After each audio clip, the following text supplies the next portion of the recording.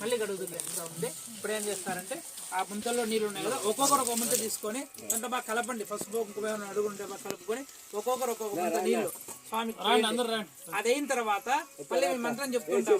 ఆ ముంతలో నీళ్ళు అయిపోతే మళ్ళీ చిన్న దారగా మంత్రం అయిపోయే వరకు ఆ ఫస్ట్ ఆ ముంతల్లో నీళ్ళు ఒక్కొక్క ముందు పోసేది.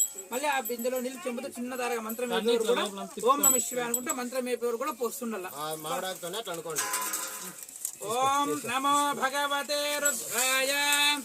ఓం నమస్తే రుద్రమన్యవ ఉతో దైవే నమః. నమస్తే అస్తు ధన్వనే బాహుభ్యాం. కలిపెట్టి నీళ్ళు మాత్రం శివాసరవ్యాయాత భతయానో రుద్రమృడయా ప్రయాణస్తను వాసంతమయా గిరిశం తాపితాగసీ.